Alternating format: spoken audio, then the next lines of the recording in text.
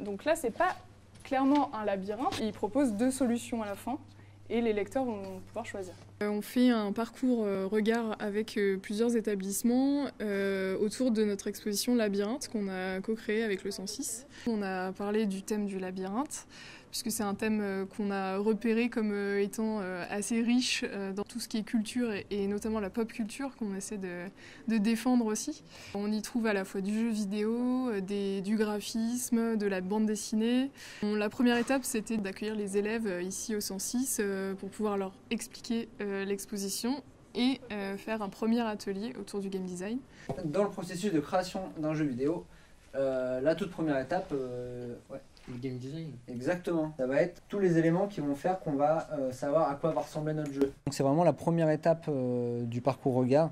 Donc ils viennent visiter l'exposition et avec moi en fait ils viennent faire le premier atelier de game design qui va en fait leur permettre plus tard quand moi je vais venir dans leur lycée de créer un petit jeu vidéo qui sera vraiment personnalisé, qui sera créé par eux. Il y a 2 ateliers. Un atelier qui consiste à la création de dessins.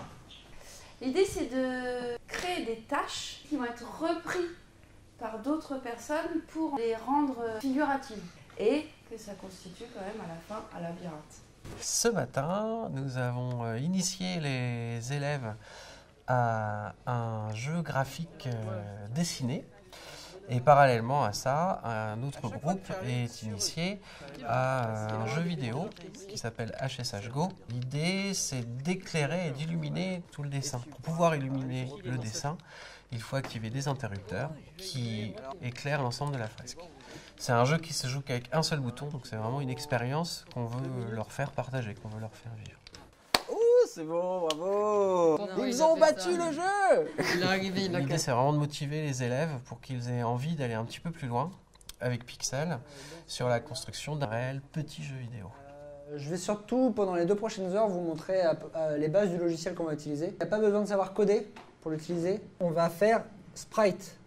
Je suis très content de faire ce projet parce que c'est typiquement le genre de projet que j'aurais adoré faire à leur âge. Il y a 2 objectifs majeurs. Le premier, c'est de rendre les jeunes créateurs plutôt que consommateurs.